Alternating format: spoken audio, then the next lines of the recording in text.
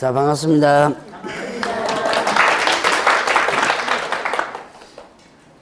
오늘 어디 할 차례예요?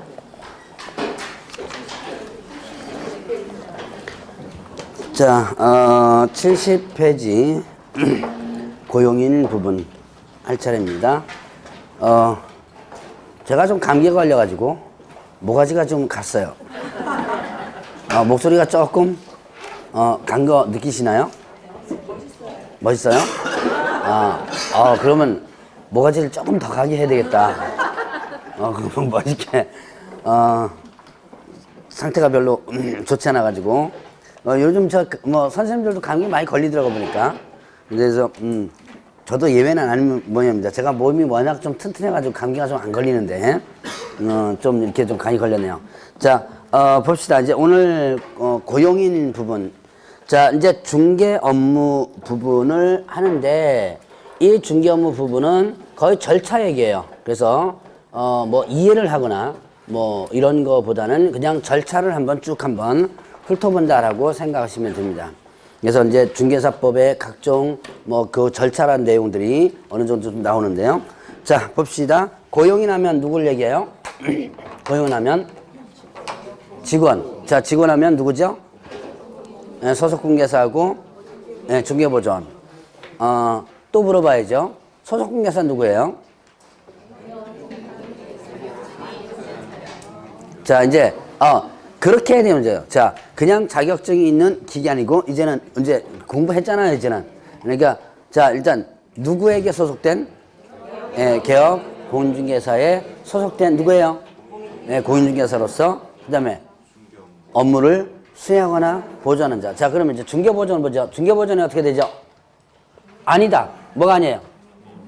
공인중개사가 아닌 자로서 소속됐죠? 개업공개사에 소속되어 중개대상물에 대한 현장 안내 일반 서무 등 단순 업무를 뭐하는 자? 보조하는 자. 그래서 자, 이 두 사람을 뭐라 한다? 자, 이제 고용인이라 그런다 그랬죠. 자, 고용인 하면 그러면 일단 소속 공인중개사와 그 다음에 또 중개보조원이 있는데 자, 이 두 사람을 개업공개사는 둘 수 있다. 자, 두어도 되고 안 둬도 되고 한 사람 둬도 되고요, 여러 사람 둬도 되고 인원수 제한이 없습니다. 자, 다만 이런 고용인을 하게 되면 자, 채용하거나 고용관계가 종료된다면 하나? 신고해줘야 돼요. 자, 일단은 고용인에 대한 신고가 있는데 두 가지입니다. 자, 채용하면 언제까지 신고하냐면 업무 개시 전. 업무 개시 전 하면 언제까지예요? 채용하면 업무 개시 전까지 신고하라고 그랬어요. 그럼 이때는 자, 뽑았습니다. 그럼 언제까지? 업무 개시 전이라는 의미는 출근 전까지 하면 돼요.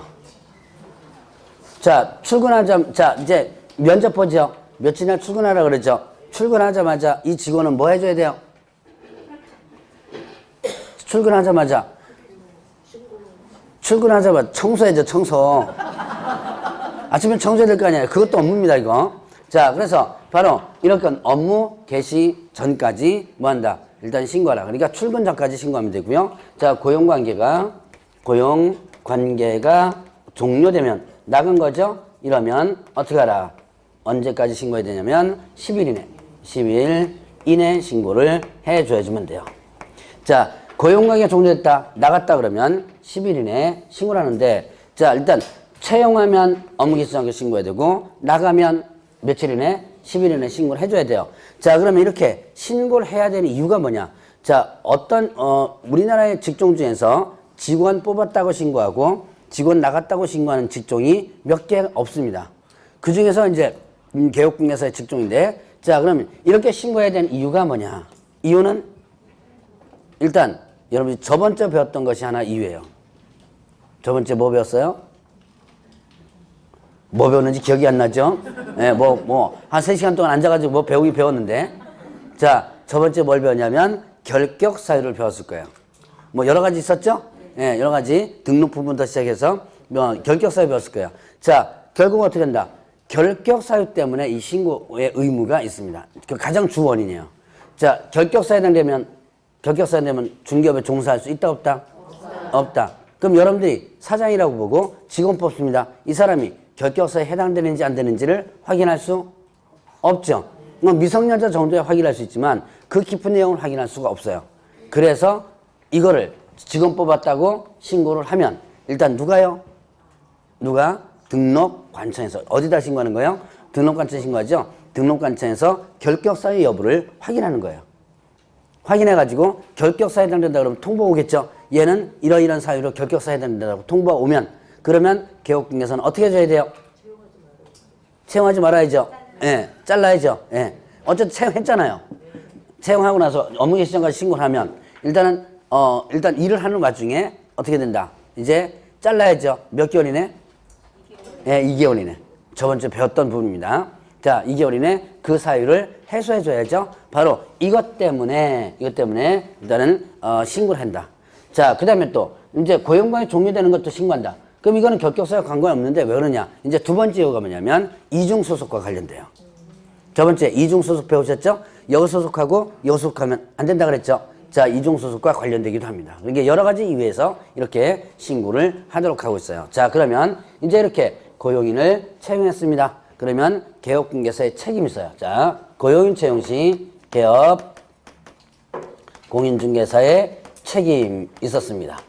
자, 일단 민사 책임 있고요. 민사 책임. 그 다음에 또 행정상의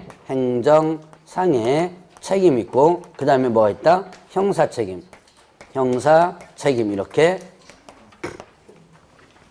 세 가지 책임이 있습니다. 자, 그러면 민사 책임. 민사와 관련된 부분이니까 뭐와 관련되는 거? 돈과 관련되죠. 민사니까 돈과 관련되는 거예요. 자, 그러면 결국은 돈과 관련되는 부분이니까 뭐가 된다? 손해배상 책임이 있죠. 자, 그래서 이거는 손해배상 책임에 해당됩니다. 자, 그러니까 고용인이 의뢰인에게 업무상 손해를 끼쳤죠. 그럴 때 그 손해를 누가 배상할 책임이 있다? 개업 공인중개사가 배상할 책임이 있다. 라고 하는 것이 바로 이런 민사 책임의 가장 대표적이죠. 자, 그러면 일단 누가 잘못한 거죠? 예, 직원이 잘못했죠. 그럼 이제 개업공개사가 배상 책임이 있다 그랬습니다. 그럼 잘못한 직원은 어떻게 돼요?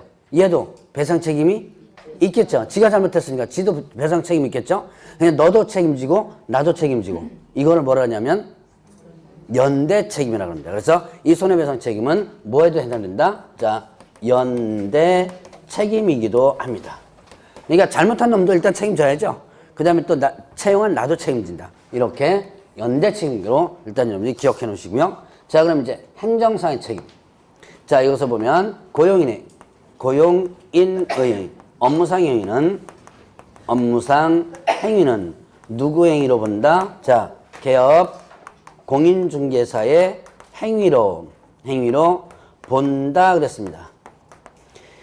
자, 이제 여기 민법 시간에 배웠던 거 아마 기억날 겁니다. 뭐뭐로 본다. 이게 뭐죠?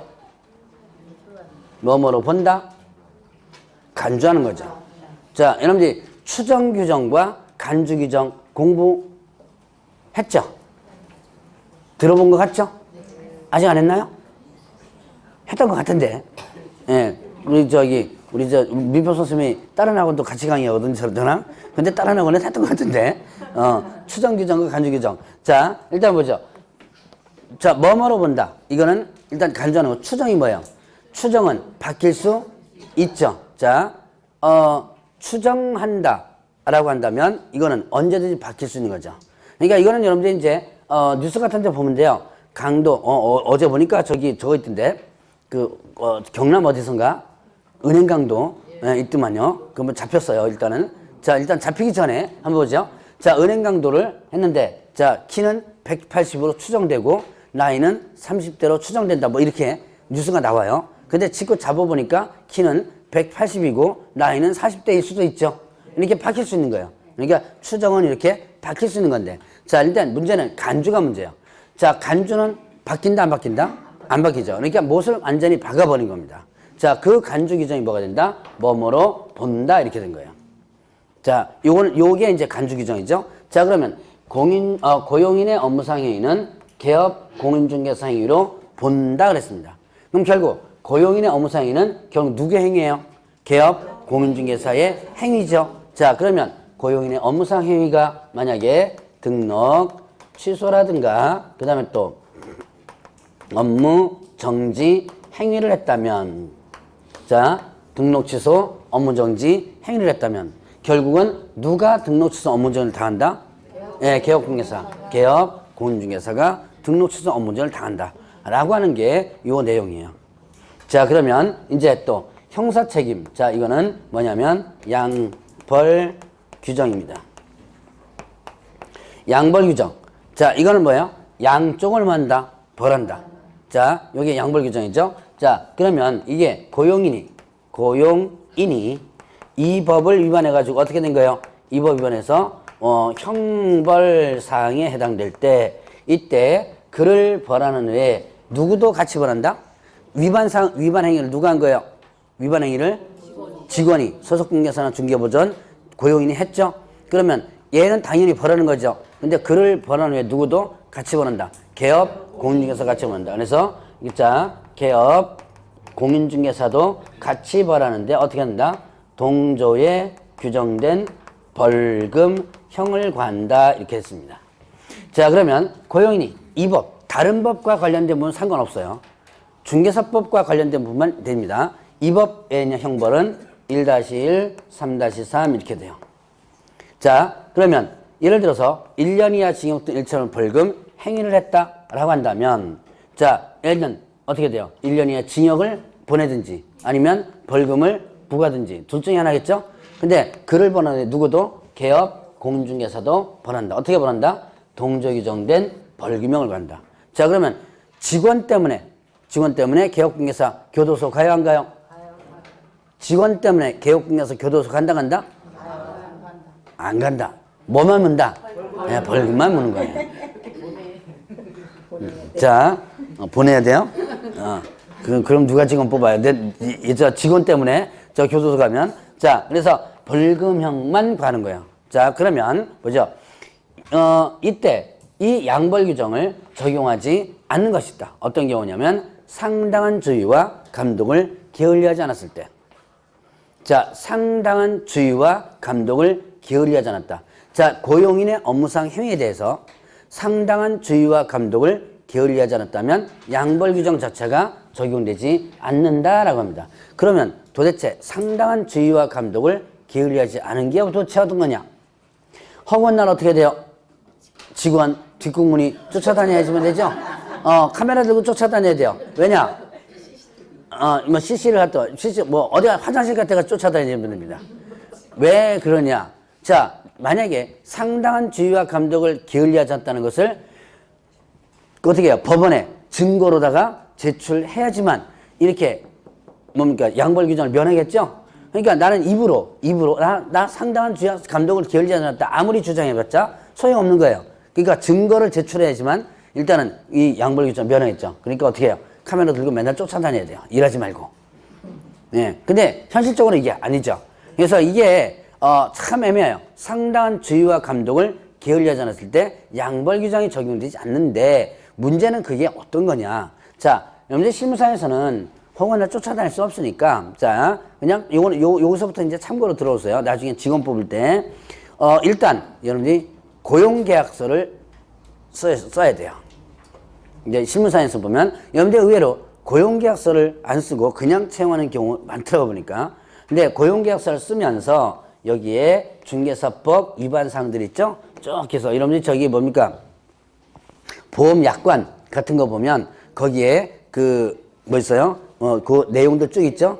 당신 읽었습니까? 그러면 예 해가지고 동의하는 거 있죠? 사인 한번 받아 놓으세요. 그래서 이런 식으로 해서 고용계약서를 하나 쓰고 그 다음에 공식적인 교육을 좀 많이 받도록 하세요. 자, 그래서 뭐 협회 교육이라든가 이런 외부에서 나오는 교육들이 있거든요. 그런 것들을 많이 받도록 해놓는다면 자, 나중에 양벌 규정에 대한 부분이 어떤 걸릴 때 나 이렇게 상당한 주의와 감독을 게을리하지 않았다는 것을 증거로서 제출해 줘야 될 거 아니에요.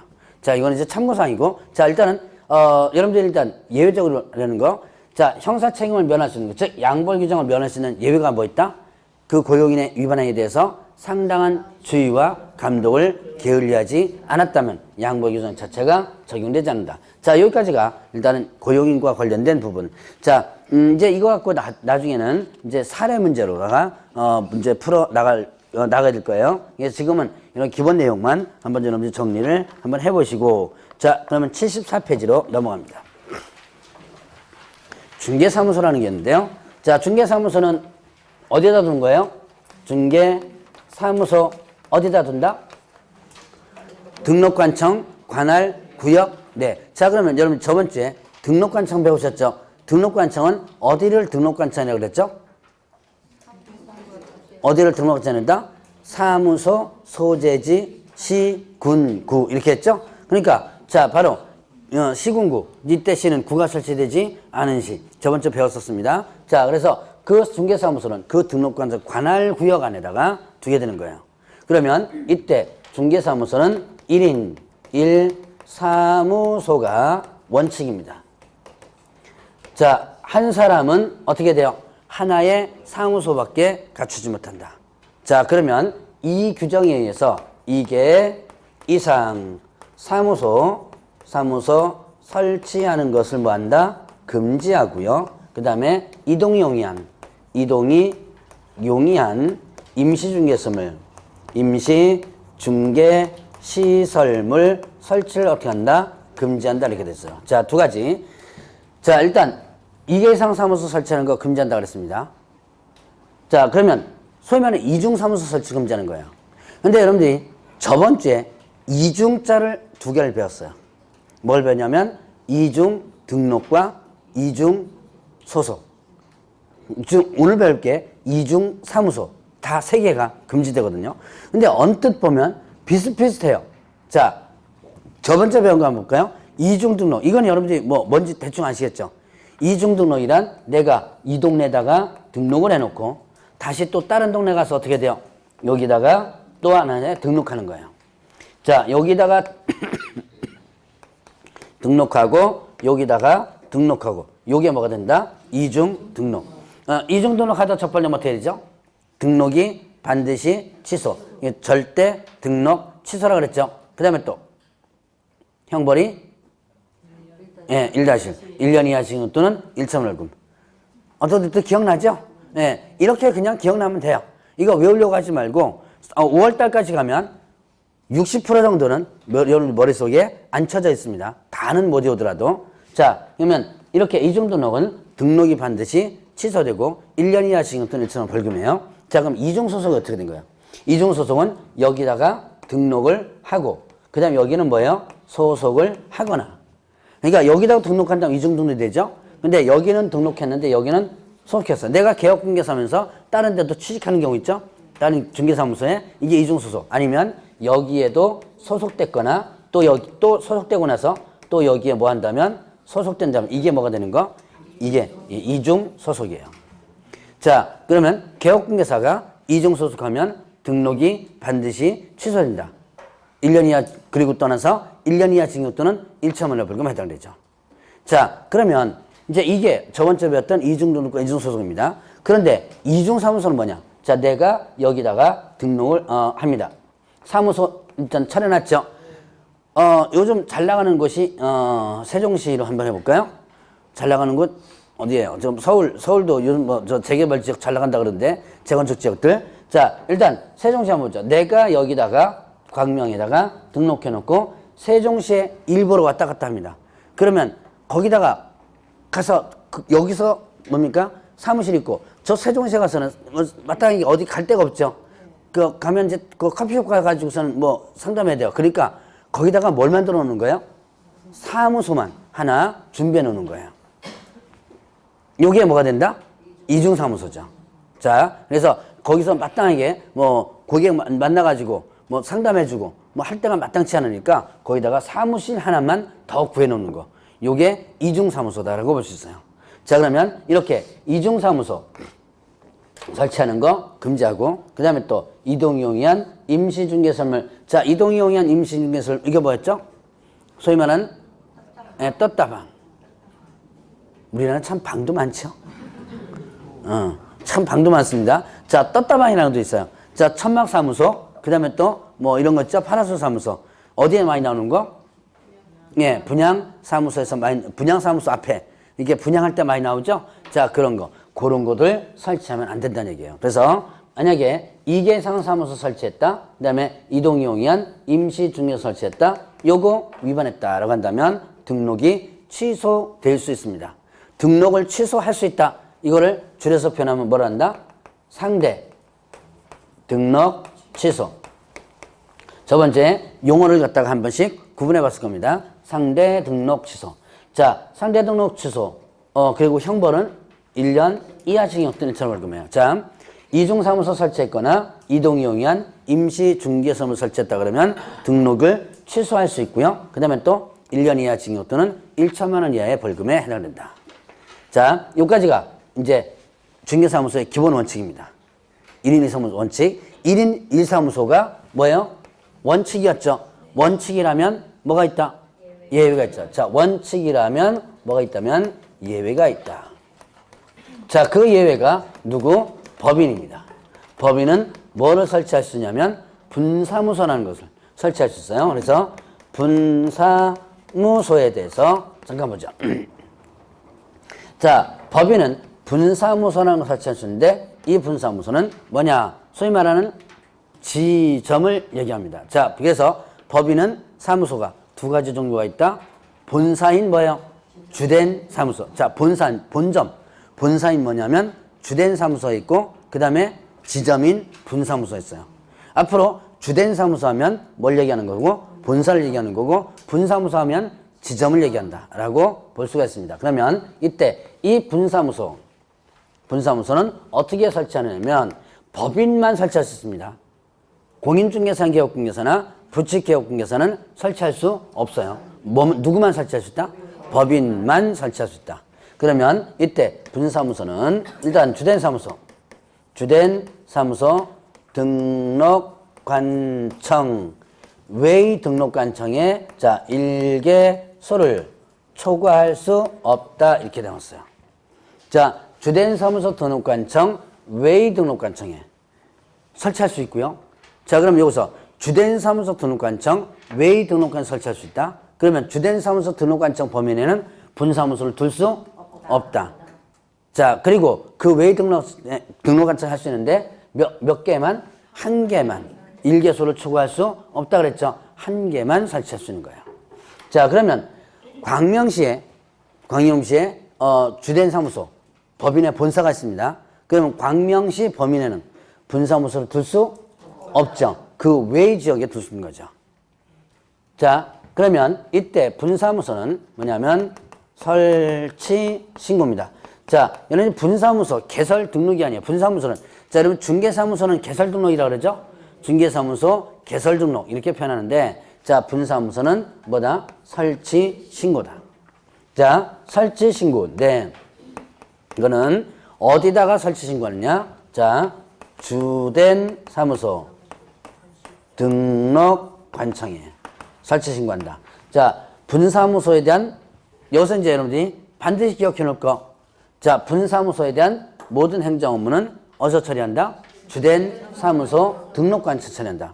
자, 분사무소 설치 신고 어디다 한다? 주된 사무소 등록관청. 분사무소 이전 신고 주된 사무소 등록관청. 분사무소 인장 등록 주된 사무소 등록관청. 모두 다 분사무소나 행정 업무와 관련된 부분은 모두 주된 사무소 등록관청에서 처리를 합니다. 그러면 이제 이때 주된 사무소 등록관청에다가 설치 신고를 하기 위해서는 일단 기본적으로 이제 준비를 해줘야지만 되죠. 자, 준비 과정을 보겠습니다. 일단 설치되는 지역에 뭘 구하냐면 사무소를 구합니다. 사무소 구해요. 사무소 조건은 저번 주에 배웠던 거 그대로 등록 신청할 때 사무소 조건이 있었죠? 등록 신청할 때 있었죠? 네. 자, 뭐였죠? 자, 중개사무소 조건. 일단 뭐 공부하지 말라 그랬죠, 제가. 중개사법. 예. 네. 공부하지 말라 그러니까 공부 열심히 안 하고 있죠? 예, 네, 안 하고 있을 겁니다. 근데 대신에 뭐 공부하라 했어요? 예. 네. 하라 그랬죠? 예. 네. 공부하지 말라고 중개사법도 공부 안 하고 민법도 공부 안 하고 개론도 공부 안 하면 안 됩니다. 예. 일단은 민법 개론 공부해 줘야 돼요. 공부하지 말라 그랬으니까. 대답 당연히 또 안 나올 거지만 그래도 운을 띄면 기억이 날 거예요. 운을 띄면 자 일단 어디에 기재된 건물이라고 그랬죠?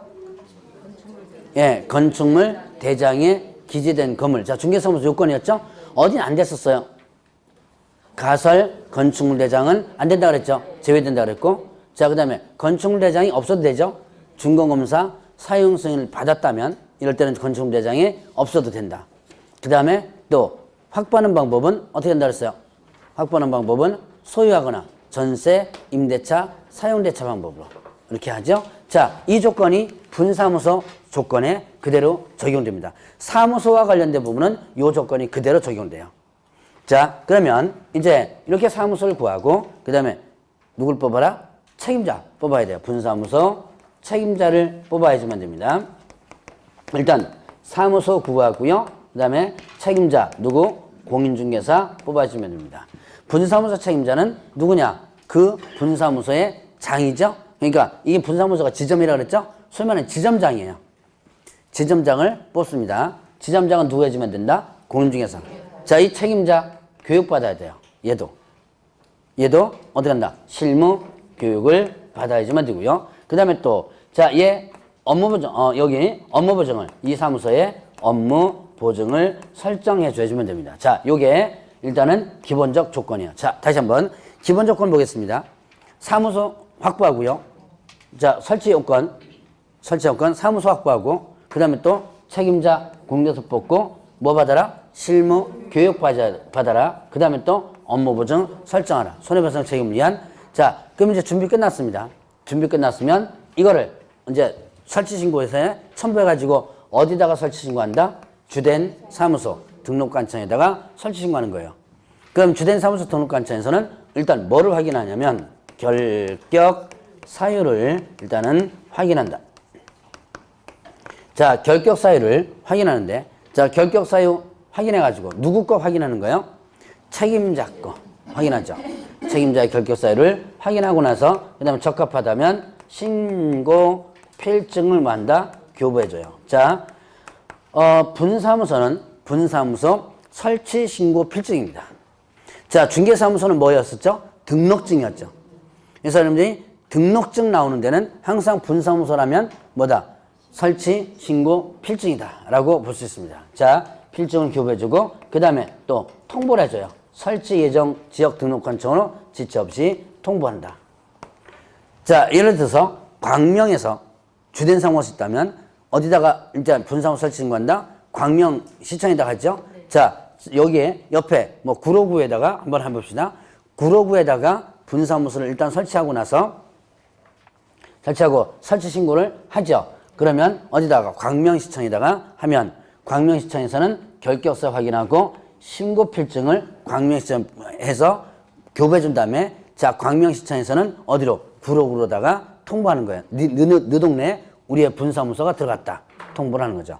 자, 요까지가 분사무소에 대한 기본적인 절차입니다. 그래서 요 절차는 머릿속에 나중에라도 기억을 해놔야 되는데 지금은 우선 여러분들이 뭐를 기억하냐? 아, 분사무소는 누구만 설치할 수 있다? 법인만. 네, 법인만.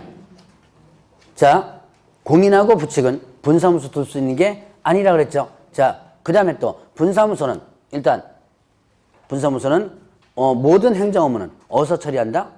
네, 주된 사무소에 처리한다. 요것만 여러분들 일단 지금은 기억하면 돼요. 여기 있는 거 다 기억할 필요 없이요. 다 머릿속에 다 집어넣으면 참 좋겠지만 아마 다른 거 집어넣기 위해서는 요거를 좀 빼놔야지만 될 거야 아마. 자, 일단 한번 눈도장 찍어 놓으면 3월 달에 가서 공부할 때 조금 편할 거야 아마. 자, 그래서 분사무소 설치와 관련된 부분은 요 정도 정리를 한번 해보고요. 자, 그러면 이제 76페이지에 보면 거기에 뭐가 나오냐면 자, 사무소 명칭과 그 다음에 또 성명 표기 이런 것들이 나오는데요.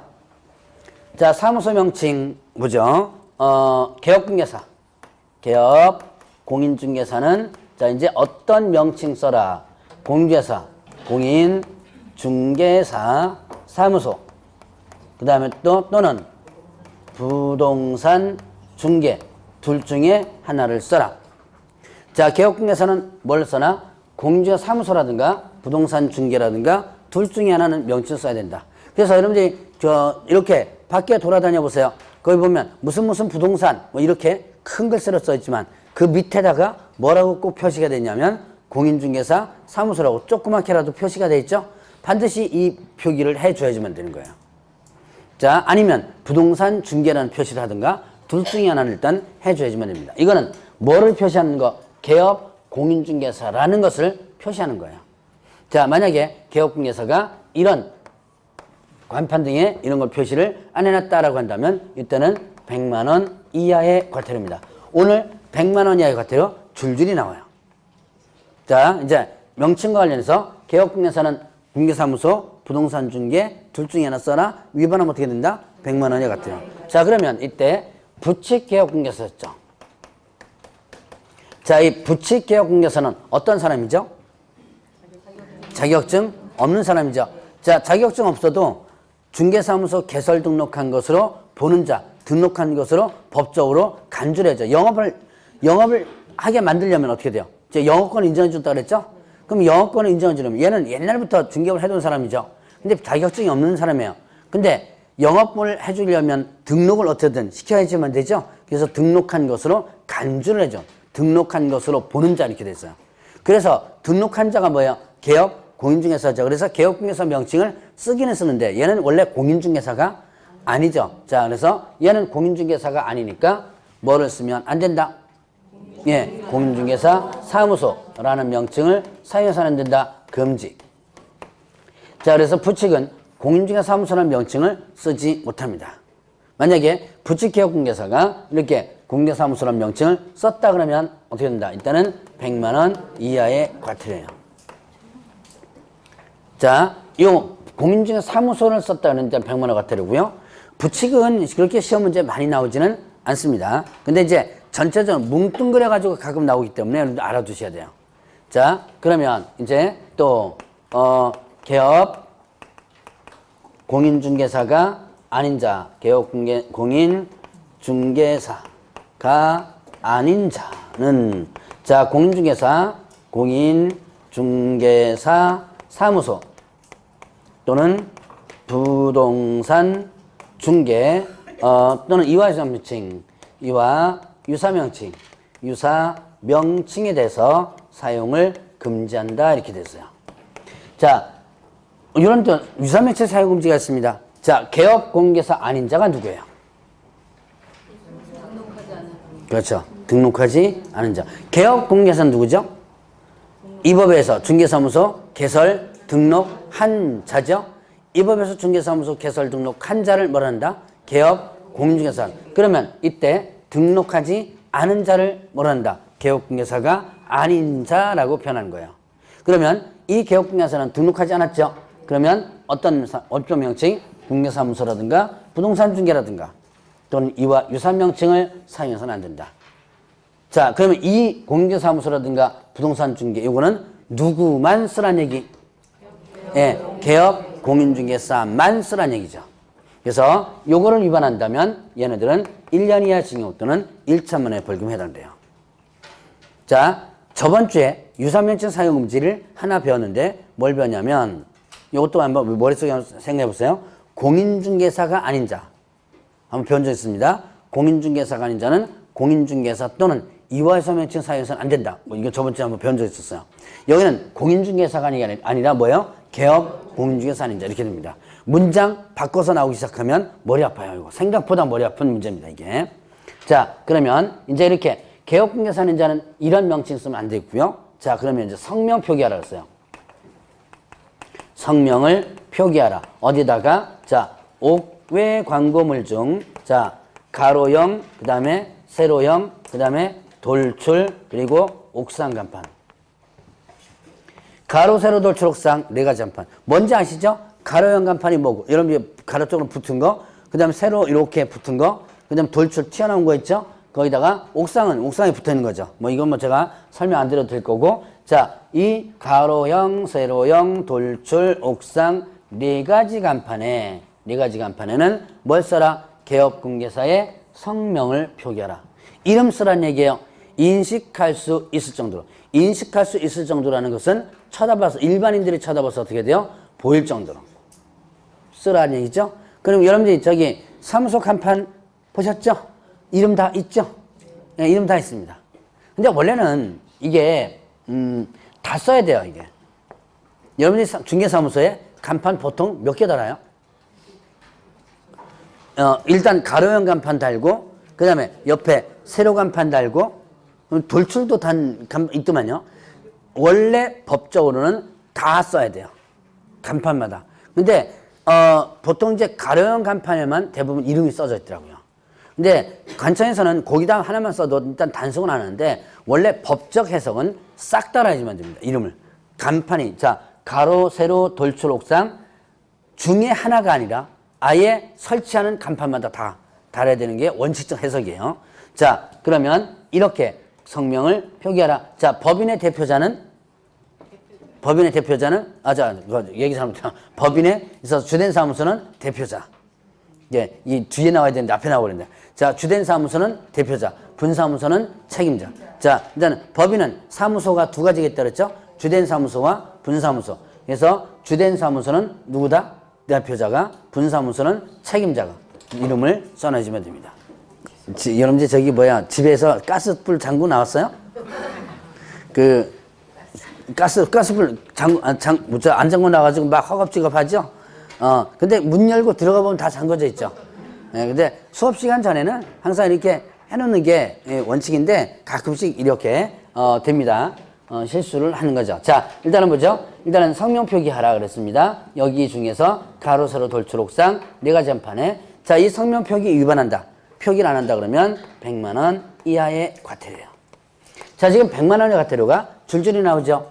자, 일단 요 세 가지만 본다면, 자, 일단 개업공개사가 공개사무소라든가 부동산 중개라든가 안 쓰면 100만 원 과태료고, 부칙개업공개사가 공개사 사무소 쓰면 어떻게 한다? 100만 원 과태료고요. 그 다음에 또 성명 표기 위반하면 100만 원 과태료다.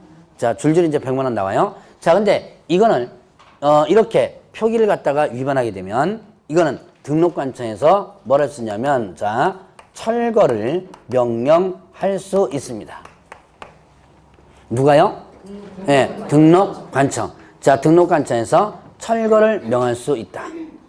자, 뜯어내라 라고 명할 수 있는데요. 만약에 이때 철거 명령에 응하지 않는다라고 한다면 행정대집행법에서 대집행할 수 있다 그랬어요. 그럼 행정대집행법에서 대집행할 수 있다는 얘기는 무슨 뜻이에요? 예, 강제 철거할 수 있는 거예요. 여러분들이 대집행하는 거 보셨어요? 가끔 텔레비전에 나옵니다. 계곡에 왜 불법 장사하는 사람들 있죠? 그런 사람들 뜯어내라. 그럼 안 뜯어내죠? 그럼 일단 여름 한철 장사인데 안 뜯어내죠? 그럼 뭐 들고 가요? 예, 포크레인 들고 가죠. 예, 포크레인 들고 가가지고 다 부셔버리죠? 이게 대집행이에요. 그리고 그 비용을 누구한테 청구해요? 예, 비용 청구해요. 그러니까 저기 뭡니까? 구청이나 시청이나 이런 데서 포크레인 운전하지 못하잖아요. 그러니까 그 대행 회사가 있습니다. 얘 좀 뜯어내라 그러면 뜯어내고 나서 그 얘네들도 먹고 살아야 될 거 아니에요? 그 비용을 여기다 청구합니다. 이게 행정대집행법에 의한 대집행이에요. 자, 그래서 이렇게 일단 철거명을 누가 할 수 있는 거다? 등록관청에서. 자, 그래서 사무소 명칭 관련된 부분을 구분해 봤고, 자, 그다음에 중개대상물 표시 광고라는 게 있어요. 자, 개업공개사는 개업 공인중개사는 일단, 자, 중개대상물을 물에 대한 광고할 때, 개업공개사가 중개대상물 광고할 때 표시 의무가 있습니다. 표시 의무가 있다. 뭐를 표시하라냐면, 자, 성명, 명칭, 소재지, 연락처. 여기 일단 개업공개사 뭐예요? 성명, 그 다음에 명칭, 소재지, 연락처. 소는 소재지예요. 소재지, 연락처 네 개를 표기하라. 그러니까 여러분들이 대상물 광고할 때 이 네 가지는 표기하라는 얘기예요. 자, 개업공개 성명은 누구고, 소재지는 어디고, 그 다음에 또 연락처는 뭐다, 이런 것들 일단은 해줘야지만 됩니다. 자, 다시 한번 성명, 명칭, 소재지, 연락처. 앞 글자로 따는 거 제가 하긴 하는데요. 이거 별로 저 권장하지 않는 거예요. 그래서 가끔 보면 이거 한 거 암기법 좀 다 정리해서 주세요. 그런데 그 정리 안 해줘요, 저. 제가 좀 게을러요. 그래서 저번 주에 이랬어요. 저 날짜 정리하는 거 안 해줘요. 막 그랬죠? 예, 이거 안 해줍니다, 이거. 이거는 앞글자 따는 것은 보조적 수단이 돼줘야 돼요. 이게 주수단이 되면 안 됩니다. 그러면 여러분들이 수업, 좋은 점수 못 얻어요. 저도 이거 하긴 하지만, 일단은 보조적 수단이 됩니다. 자, 먼저 성명, 그 다음에 또 명칭, 소재지, 연락처. 자, 요거를 표기를 하라. 요거 표기 안 하고 광고하면 100만원 이하의 과태료입니다. 100만원 과태료가 줄줄이 나온다 그랬죠? 네. 자, 그 다음에 또 이제, 개업공개사 아닌 자. 자, 개업 공인중개사가 아닌 자. 자, 다시 한번 물어봅니다. 개업공개사 아닌 자는 누굴 얘기하는 거예요? 개업공개사 아닌 자는 누굴 얘기한다? 예. 네. 등록하지 않은 자를 얘기한다 그랬죠? 자, 개업공개사 아닌 자는, 자, 중개대상물, 중개대상물에 대한 광고를 금지한다라고 했습니다. 자, 여기서는 중개업을 위한 중개대상 광고를 금지한다 그래요. 자, 그러면 이거 보죠. 여기서 개업공개사 아닌 자면 이제 제가 포괄적으로 이렇게 얘기했어요. 등록하지 않은 자. 그런데 이제 요거를 조금 더 줄여서 한번 보죠. 중개사무소 입장으로 보겠습니다. 자, 중개사무소에 딱 들어갑니다. 여기에는 개업공개사 아닌 자가 누구예요? 예, 중개보조원. 그 다음에 또 소속공개사. 소속공개사하고 중개보조원이 뭐가 되는 거예요? 개업공개사가 아닌 자죠? 자, 얘는 뭐예요? 직원이죠? 그런데 요즘, 자, 직원 뽑아는 없습니다. 월급제로 하는 경우도 있지만, 어떻게 돼요? 자, 대부분 다, 예, 비율제죠. 그래서 서로 피 터지게 어떻게 돼요? 경쟁하죠. 피 터지게 경쟁을 합니다. 자, 그러면 이제 어떻게 하느냐? 자기 블로그를 만들어 놔요. 이건 블로그 있죠? 자기 블로그를 만들어 놓고 내가 매물을 접수하면 내 블로그에다가 올리는 거예요. 내 블로그에다가 올려가지고 이제 내 블로그를 보고 나한테 찾아오죠. 나한테 찾아오면 그거를 이제 작업해가지고 거래상서 주고 개업공개사 이제 계약서 쓰고 하도록 합니다. 바로 자, 예를 들어서 중개보조원이 자기 블로그를 만들어가지고 거기다가 물건을 올렸다면 결국 뭐가 된다? 개업공개사가 아닌 자가 뭐 한 거예요? 광고한 거예요. 광고라는 게 꼭 돈자가 신문에가 광고하는 게 광고가 아닙니다. 그러니까 블로그에다가 올린 것도 광고고, 이 홈페이지, 자기 홈페이지 만들어서 홈페이지 만드는 것도 광고고, 아니면 또 요즘 무슨 뭐 많이 해요 또. 뭐 밴드라든가 뭐 이런 거 하죠? 그 다음에 카스토리라든가 이런 거. 카스 같은 거 하죠? 자, 이런 거에다가 매물을 갖다가 내 거만 순수하게 올려놓고 나한테 찾아오도록 한다면 이거는 여기에 해당된다고 볼 수 있어요. 그래서 위반하면 1년 이하 징역 또는 1천만 원의 벌금입니다. 그래서 한때는요, 요 규정이 생기고 나서 한때는 어떻게 했냐면 요 협회나 이런 데서 이제 불법 단속을 합니다. 어떻게 했냐? 이 홈페이지를 다 뒤져요. 뒤져가지고 자, 원래 개업공개사가 중개에서 광고하려면 어떻게 돼요? 성명, 명칭, 소재지, 연락처 쓰라죠. 이거가 안 써진 개인 블로그들을 싹 뒤져가지고 고발 조치합니다. 많이 걸렸어요. 생각보다 많이 걸렸어요. 그래서 중개보조원이나 소속공개사가 자기 어쨌든 이게 내 걸로 만들어야지만 내가 돈을 먹든가 그러 하잖아요. 그러니까 이렇게 올리는 블로그를 싹 잡아가지고 고발 조치를 해가지고 상당히 많은 사람들이 벌금형을 받았어요. 그러니까 1년 이하 징역 또는 1천 원 벌금이라고 그랬죠. 그러니까 뭐 사소한 것 때문에 뭐 법은 어쨌든 위반했지만 징역은 가진 않지만 벌금형 물은 경우가 상당히 많았어요. 그래서 여러분들이 나중에 직원으로서 할 때 개업공개사는 어떻게 돼요? 이 4개만 쓰면 광고를 하죠. 직원으로서 할 때 나 스스로 내 명의만 해가지고 광고를 해서는 절대 안 된다는 얘기예요. 걸렸다면 이렇게 갑니다. 자, 요게 이제 개업공개사가 아닌 자가 중개대상물에 대한 광고를 하는 것을 금지한다라고 했어요. 자, 그러면 이제 이렇게 해서 중개대상물에 대한 표시 광고를 봤고요. 그러면 이제 78페이지 보니까 사무소 이전. 자, 이쪽으로 하는데 저쪽 끝에서 보이시려나? 여기까지 보여요? 예. 아, 넌 잘 보일 거야, 아마. 지금 저쪽 뒤에 기둥 옆에 있으신 분한테 물어본 겁니다. 자, 중개사무소 이전과 그 다음에 또, 자, 이제 분사무소 이전 있죠? 자, 중개사무소 이전과 분사무소 이전 두 가지를 한번 봅니다. 저는 좀 칠판을 좀 크게 쓰는 편이라서, 이제 좀 끝에서부터 끝까지 가는 스타일이에요. 그러니까 앞에 부분은 조금 안 보일 수도 좀 있습니다. 자, 중개사무소 이전과 그 다음에 분사무소 이전. 자, 지금 사무소가 두 가지 종류가 있죠? 중개사무소와 그 다음에 금방 아까 뭘 설치하는 거 봤어요? 분사무소 설치하는 거 봤죠? 자, 일단 중개사무소 이전하는 거예요. 이전하는 거. 이게 절차입니다. 이거는 뭐 이해할 것도 없고 절차만 머릿속에다 정리하면 돼요. 자, 이전한 날부터 며칠 이내 신고하냐면 10일 이내. 자, 이전한 날로부터 10일 이내. 이전하고 나서 며칠이에요? 10일이에요. 이전하고 나서 10일 이내 합니다. 그러면 어떻게 된다? 자, 사전 신고인가요? 사후 신고인가요? 사후. 하고 나서 하는 거죠? 하고 나서 신고하는 겁니다. 자, 그러면 일단은 어디다가 신고하냐면 이전 후 등록관청에 신고합니다. 자, 이전한 곳에 등록관청이에요. 이전한 등록관청에 신고한다. 이때 이전 후 등록관청에 이제 이전 신고서와 함께 뭐 등록증하고 사무소 확보 증명서류 서류를 준비해가지고 하면 이전 후 등록관청에서는 등록증을 재교부해 줍니다.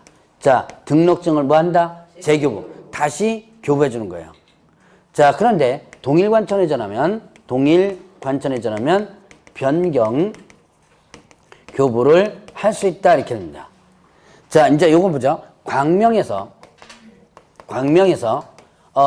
중개사무소였습니다. 요거를 어디로 옮길까요? 광명이 옆에 그냥 구로로 옮겨 봅시다. 자, 구로 옮겼습니다. 자, 광명시에서 어디로 사무실 옮겼다? 서울 구로구청으로 구로구로 옮겼어요. 그러면 이때 이전하고 나서 영업해도 됩니다. 상관없어요. 영업하면서 며칠? 10일 이내. 어디다가 신고하는 거예요? 예, 구로구청에 신고하는 거예요. 이전한 곳에 등록관청이죠. 구로구청에 신고를 하면 구로구청에서는 등록증을 어떻게 한다? 재교부, 다시 교부해 주는 거예요. 그럼 왜 다시 교부해 주냐? 이유. 예, 주소보다는요. 물론 주소 바뀐 것도 있지만 그 구청에 바뀌었죠. 광명시에서는 등록증 교부 명의자가 누구예요?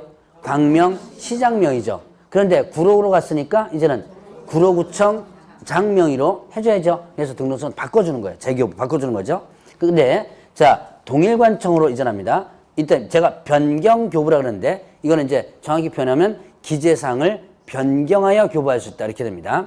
자, 광명에서 광명으로 간 거예요. 같은 동네죠? 광명시내에서 일단 이전했습니다. 그러면 광명시장 명의의 등록증 그대로 있죠? 그러니까 뭐만 바뀌는 거예요? 예, 주소만 바뀌죠. 그 주소를 밑줄 끄고 다시 수정해 주면 되겠죠? 등록증 그대로 놔두고. 자, 이게 바로 뭐냐면 동일관청 이전했을 때는 변경교부할 수 있다는 거예요. 자, 그러면 이렇게 등록증을 이전 후 등록관청에서 재교부해 주고 나서 그 다음에 뭐 하냐면 자, 이전 후 등록관청에서는 이전 전 등록관청에 자, 서류 송부 요청을 하게 됩니다. 서류 보내달라고 요청하거든요. 그러면 이때는 지체 없이 이전 전 등록관청에서는 뭐 한다? 서류를 송부를 하게 돼요. 서류 송부가 있는데요. 자, 중개사무소 개설 등록 대장도 있고요. 등록 신청 서류 처음에 등록 신청할 때 그거 버리지 않고 보관 다 했습니다. 그 다음에 또 최근 1년간의 행정처분이 된 서류 이런 것들을 보내줘요. 자, 그래서 이전 후에서는 어디로? 이전 전으로 요청을 하죠. 보내달라고. 그러면 이전 전에서는 지체 없이 보내주는 거예요. 이거는요, 여러분들이 뭐를 생각하냐면 여러분이 저기 전입신고 해보셨죠? 네, 이거 전입신고가 비슷하다 보면 돼요. 전입신고, 여러분 이사 가죠? 이사 가고 나서 어디다가 전입신고해요? 이사 간 곳에 동사무소에 가서 전입신고 하죠? 그럼 이사 간 곳에 동사무소는 전입신고를 받고 나서 이사 가기 전에 저 옛날의 주소지에 연락을 해요. 연락을 해서 주민등록 대장을 보내달라고 요구를 합니다. 그럼 이 주민등록 대장 이쪽으로 오거든요. 자, 그 절차가 이 사무소 이전 절차와 비슷하다라고 보시면 돼요. 자, 그러면 분사무소 이전. 자, 그러면 사무소 이전을 왜 이렇게 분리를 했냐? 얘가 절차가 약간 틀려요. 약간 틀립니다. 자, 이전한 날부터 며칠이에요? 네, 10일. 자, 10일 이내. 자, 이전한 날로부터 10일 이내에 어디다가 이전 신고하느냐? 자, 예. 분사무소에 대한 모든 행정 업무는 어디서 처리한다? 주된 사무소 등록 처리한다. 그래서 자, 여기는 주된 사무소 등록관청에 이전 신고를 하게 됩니다. 주된 사무소 소재지 등록관 이전 신고를 하면 자, 똑같이 자, 여기는 뭐가 있어요? 분사무소는 등록증 대신에 신고 필증이 있죠? 자, 이제 신고 필증을 어떻게 한다? 재교부해 주고요. 자, 그 다음에 동일관청 이전은 변경교부할 때 내용 똑같아요. 자, 그러면 또 여기는 자, 이전 전, 그 다음에 또 이전 후 등록관청이 뭐 한다? 통보를 함으로써 끝납니다. 자, 이전 전과 이전 후에 뭐 한다? 통보를 함으로써 끝난다. 자, 보죠. 여기에서 보면 중개사무소 이전과 분사무소 이전에서 보면 일단 자, 공통점은 뭐예요? 이전한 날부터 며칠? 10일. 공통점이죠? 요거 10일 이내에 만약에 신고를 안 하면 100만 원 이하의 과태료예요. 10일 이내에 신고 안 하면 어떻게 된다? 100만 원 이하의 과태료. 그런데 이제 차이점을 보겠습니다. 이런 차이점들이 이제 시험 문제 나오는데 중개사무소 이전은 어디다가 이전 신고? 이전 후. 자, 분사무소 이전 신고는 어디다가? 주된 사무소. 여기다가 이전 후 등록관청 하면 안 되겠죠. 자, 그 다음에 또 여기는 서류가 송부되죠. 서류가 이전 전에 이전 후로 송부되죠. 근데 여기는 서류 송부되는 게 아니죠. 서류 송부되는 게 아니라 뭐 한다고 했어요? 네. 통보만 되죠. 이전 전과 이전 후에 뭐 하면 된다? 통보. 이전 전에는 너 동네에서 나왔다라고 통보하는 거고 이전 후에는 너 동네로 왔다 통보하는 거죠. 통보만 하면 끝입니다. 자, 그런 차이점들 여러분들이 구분하라. 자, 며칠이나 하라고 그랬어요? 네, 10일인. 안 하면 어떻게 된다 그랬죠? 100만 원 이하의 과태료. 자, 80페이지 좀 쉬었다 하시죠?